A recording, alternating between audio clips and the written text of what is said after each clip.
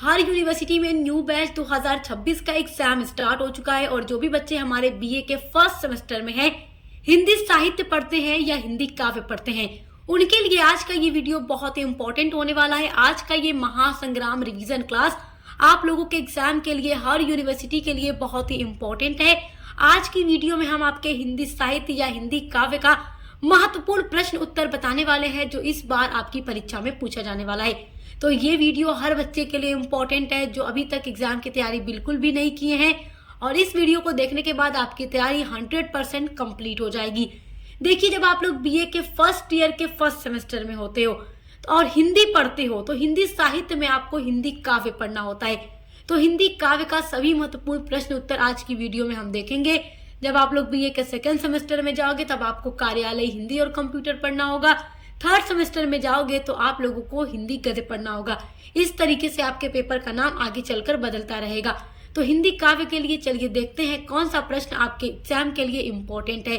तो जितना क्वेश्चन बताऊंगी सभी आपको बहुत अच्छे से तैयार करके जाना है। बहुत ही आसान तरीके से यहाँ पर एक्सप्लेन करने का प्रयास करूंगी ताकि आप लोगों को इस वीडियो को देखने के बाद प्रश्नों के उत्तर रटना न पड़े। बस आप केवल वीडियो देखकर अपना उत्तर जाकर इजीली एग्जाम में लिख लें। तो आपका पहला इंपॉर्टेंट क्वेश्चन है, सूरसागर किसकी रचना है। तो ये प्रश्न आपके एग्जाम के लिए बहुत ही इंपॉर्टेंट है।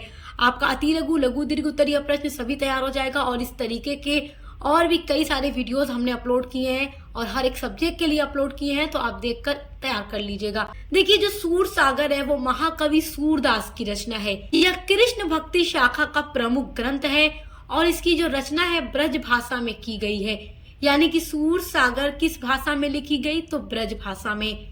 इसमें 1.25 लाख पद होने का उल्लेख मिलता है। यद्यपि वर्तमान समय में लगभग 10 से 12 हजार पद ही इसके उपलब्ध हैं। तो देखिए, अति लघु उत्तरीय प्रश्न में ये प्रश्न अक्सर पूछ देता है कि सूरसागर किसकी रचना है। तो आप इतना ही लिख देंगे तो आपको पूरा नंबर मिल जाएगा, क्योंकि अति लघु उत्तरीय प्रश्न में आपको 50 शब्दों में या उसके अंदर लिखना होता है। मतलब 50 शब्दों से अधिक आपका शब्द नहीं होना चाहिए। तो इतना आप लोग लिख देंगे तो आपको पूरा नंबर मिल जाएगा। अब देखिए, आपका अगला इम्पोर्टेंट क्वेश्चन है, कबीर द्वारा वर्णित गुरु महिमा की महत्ता। देखिए, जो कबीर थे वो गुरु को ज्यादा महत्व देते थे, मतलब वो ईश्वर से ज्यादा गुरु को महत्व देते थे। तो ये बहुत ही इम्पोर्टेंट क्वेश्चन है आपके एग्जाम के लिए। तो देखिए, अपनी महत्ता के कारण गुरु को ईश्वर से भी ऊंचा पद दिया है। किसने दिया है? कबीर ने दिया है। शास्त्र वाक्य में ही गुरु को ही ईश्वर के विभिन्न रूपों ब्रह्मा, विष्णु एवं महेश्वर के रूप में स्वीकार भी किया गया है। गुरु को ब्रह्मा कहा गया है। कबीर ने गुरु को ब्रह्मा कहा है क्योंकि वही शिष्य को बनाता है, मतलब अपने शिष्यों को वही बनाता है और उनको नया जन्म देता है। और संत कबीर ये भी कहते हैं कि हरे रूठे गुरु ठौर है, गुरु रूठे नहीं ठौर। यानी कबीर का कहना है कि अगर ईश्वर रूठ जाए तो हम गुरु से कहेंगे, वो प्रार्थना करेंगे, ईश्वर मान जाएंगे, लेकिन अगर गुरु रूठ गया तो नहीं ठौर। तो ये बहुत ही इम्पोर्टेंट क्वेश्चन है। हर साल हर यूनिवर्सिटी के पेपर में ये क्वेश्चन दिया जाता है, तो आप इसको बहुत अच्छे से तैयार करके जाइएगा। आपका अगला वेरी इंपॉर्टेंट क्वेश्चन है, सूर के काव्य सौंदर्य का परिचय दीजिए।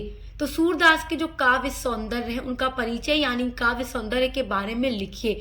तो आप पहले हेडिंग डाल दीजिएगा, सूर के काव्य सौंदर्य, फिर लिखिएगा सूर के काव्य सौंदर्य निम्नलिखित इस प्रकार है। फिर नंबर 1 डालकर लिखिएगा अपनी परीक्षा में, सूर का काव्य जयदेव और विद्यापति की भक्ति परक श्रृंगारिक परंपरा में से है। दूसरा आप लिखेंगे, सूर के काव्य गेय पदों में है। तीसरा पॉइंट है, सूर काव्य में सगुण रहस्यवाद का सुंदर वर्णन है। और चौथा पॉइंट है, सूर के काव्य में प्रकृति के स्मरणीय चित्र मिलते हैं। आपका अगला इंपॉर्टेंट क्वेश्चन है, जायसी रचित पद्मावत की विशेषताओं पर प्रकाश डालिए। मलिक मोहम्मद जायसी के द्वारा लिखा गया जो ग्रंथ है पद्मावत, उसकी क्या विशेषताएं हैं या क्या उसके लक्षण है। ये प्रश्न बड़ा इंपॉर्टेंट है, हर साल एग्जाम में दे दिया जाता है। तो देखिए, जायसी के द्वारा लिखी गई पद्मावत की विशेषताएं निम्नलिखित इस प्रकार हैं। पहली विशेषता है कि पद्मावत जो है प्रेमाख्यान काव्यों में सर्वोपरि है। और इसकी दूसरी विशेषता है, प्रेमत्व की मार्मिक व्यंजना पद्मावत के समान अन्यत्र नहीं मिलती। इसकी तीसरी विशेषता है कि सूफी कवियों की प्रेम गाथाएं हिंदी साहित्य जगत को अनुपम देन है। चौथी विशेषता इसकी है, देखिए, पद्मावत में जायसी ने हिंदू मुस्लिम संस्कृतियों का बड़ी सरलता से समन्वय किया है। उसके बाद इसकी 5वीं विशेषता है, इसमें श्रृंगार रस के दोनों पक्षों संयोग और वियोग दोनों का वर्णन है। आपका अगला वेरी इंपॉर्टेंट क्वेश्चन है, नाथ साहित्य की प्रमुख विशेषताएं बताइए। तो नाथ साहित्य की प्रमुख विशेषताएं क्या है, ये प्रश्न आपके एग्जाम में हर साल रिपीट होता है। जो प्रश्न हर साल हर यूनिवर्सिटी में रिपीट होता है वही क्वेश्चन आज की वीडियो में हम आपको बता रहे हैं। तो ये सारा क्वेश्चन आपको बहुत अच्छे से पढ़ करके जाना है। तो देखिए, नाथ साहित्य की विशेषताएं हेडिंग डालकर आप पहली विशेषता लिखिएगा कि इसमें हठ योग की साधना को विशेष महत्व दिया गया है। तो ये इसकी पहली विशेषता है। दूसरी विशेषता है, नारी साहचर्य का विरोध किया गया है। तीसरी विशेषता है, ईश्वर के निर्गुण निराकार रूप की आराधना की गई। और चौथी विशेषता है, अपभ्रंश भाषा में रचनाएं सृजित किया गया। तो ये 4 प्रमुख विशेषता नाथ साहित्य की है। क्वेश्चन बहुत इंपॉर्टेंट है, स्क्रीनशॉट जरूर कीजिएगा। आपका अगला वेरी इंपॉर्टेंट क्वेश्चन है, रासो साहित्य की प्रमुख प्रवृत्तियां या विशेषताएं लिखिए। तो एग्जाम में आपसे अगर पूछ दे कि रासो साहित्य की प्रमुख प्रवृत्तियां लिखिए तो भी आपको यही लिखना है। अगर रासो साहित्य की विशेषता पूछे तो भी आपका प्रश्न यही है। और अगर आपसे पूछे कि रासो साहित्य का लक्षण लिखिए तो भी आपका आंसर यही होगा। प्रश्न किसी भी तरीके से आपसे पूछ सकता है। तो देखिए, रासो साहित्य के लक्षण या प्रवृत्तियां या विशेषताएं निम्नलिखित हैं, जिसमें पहली विशेषता है, मुख्यतः संबंधित राजा की प्रशस्ति की गई है, यानी प्रशंसा की गई है। तो देखिए, जो रासो साहित्य है इसमें पृथ्वीराज चौहान की बहुत ही ज्यादा प्रशंसा की गई है। तो आपकी पहली विशेषता तो ये हो गई।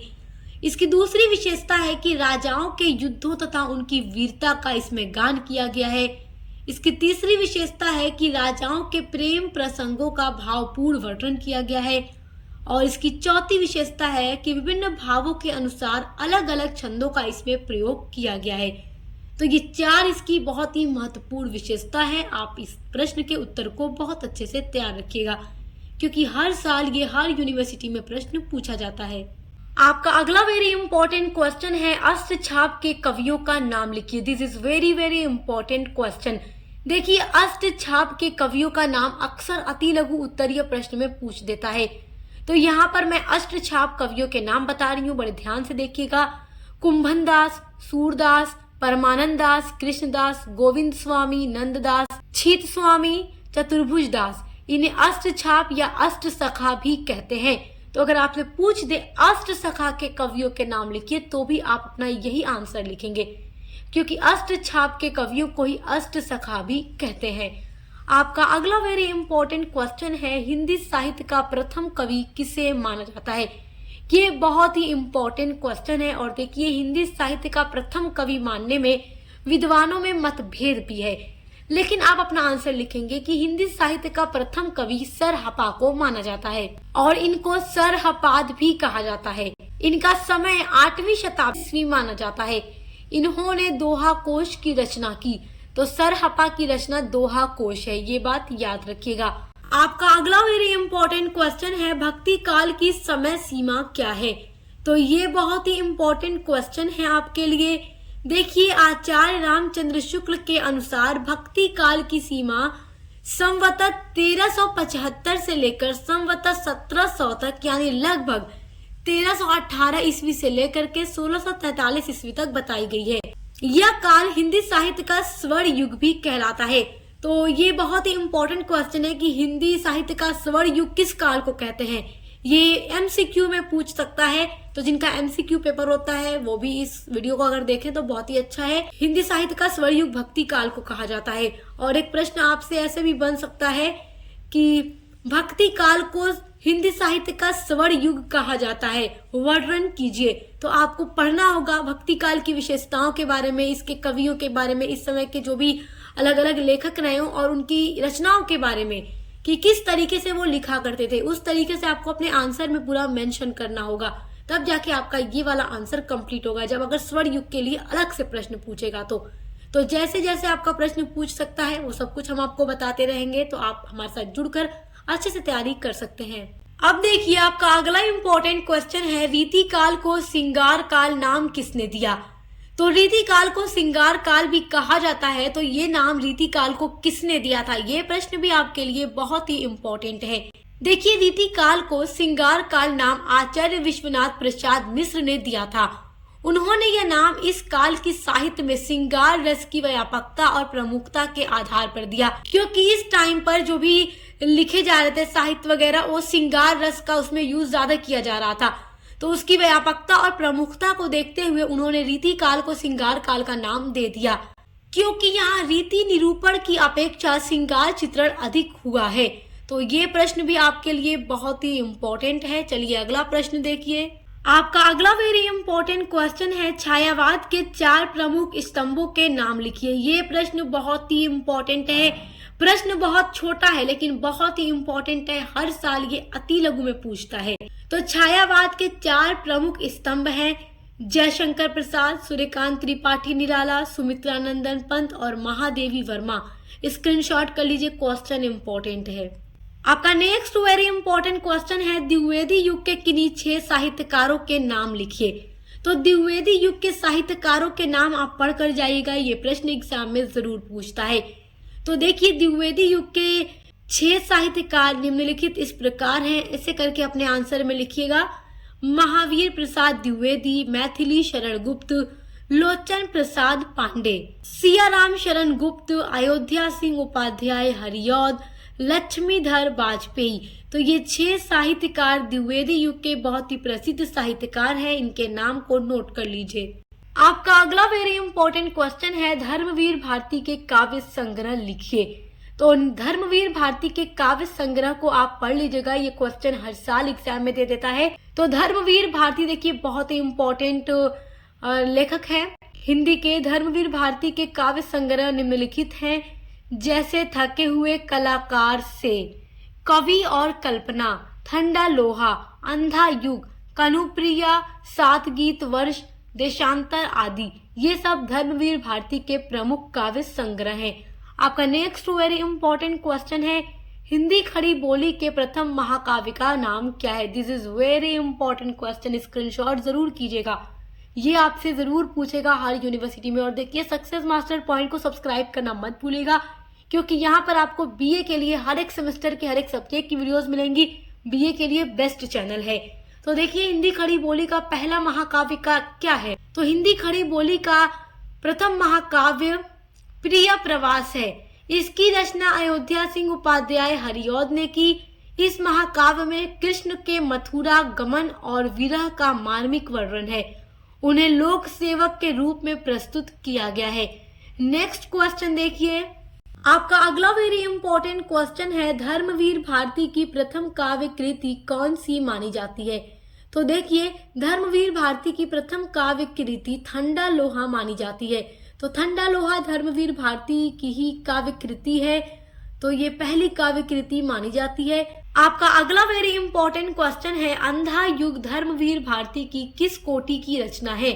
तो देखिए, जो अंधा युग है ये धर्मवीर भारती की ही रचना है, यानी अंधा युग को धर्मवीर भारती ने ही लिखा है और ये धर्मवीर भारती की प्रबंध काव्य रचना है। आपका next very very important question है, धर्मवीर भारती का जन्म कब और कहाँ हुआ? देखिए, अति लघु में आपसे ऐसे ही प्रश्न पूछेंगे। तो धर्मवीर भारती का जन्म 25 दिसंबर 1926 को उत्तर प्रदेश के इलाहाबाद यानी प्रयागराज नगर के अतर सुइया मोहल्ले में हुआ था। तो आज की वीडियो में मेरे प्यारे स्टूडेंट्स, मैंने आपको जितने भी क्वेश्चन आंसर बताए हैं हिंदी काव्य के, वेरी वेरी इंपॉर्टेंट है एग्जाम 2026 के लिए, हर यूनिवर्सिटी के लिए। और इसी तरीके से आप हर एक सब्जेक्ट की क्लासेस के लिए, मॉडल पेपर के लिए और महासंग्राम रिवीजन क्लासेस या एमसीक्यूज के लिए हमारे चैनल पर विजिट कर सकते हैं। बीए के लिए बेस्ट चैनल है सक्सेस मास्टर पॉइंट। यहाँ पर आपकी हर एक सेमेस्टर की क्लासेस कराई जाती हैं। तो अब मिलते हैं अगली वीडियो के साथ।